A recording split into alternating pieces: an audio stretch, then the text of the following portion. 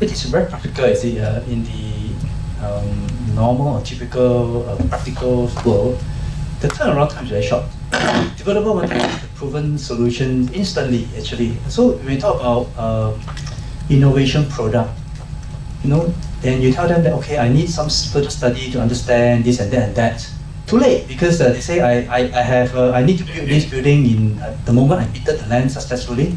I need to be up and running in 2 years' time, 24 months or 36 months.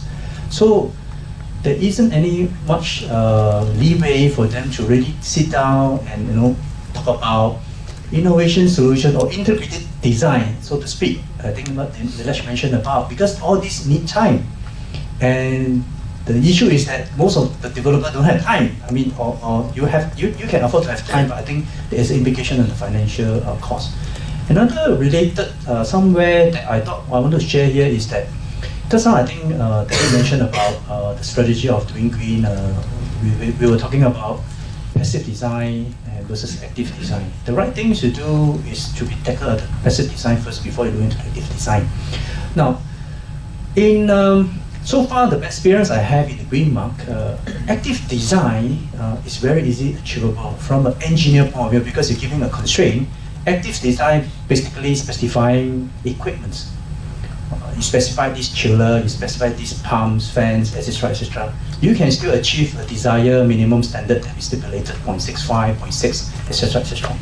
So giving that constraint, the design, I think most of the well-trained consultant can most of the time do this job pretty well.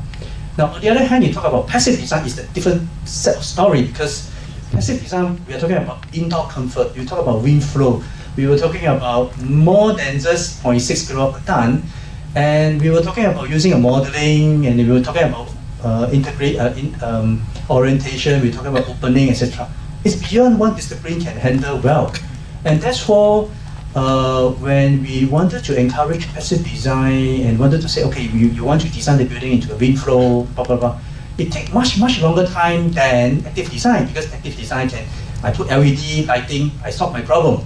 I put an energy efficient chiller, I solve my problem, very easy. Passive design on the other hand is very integrative.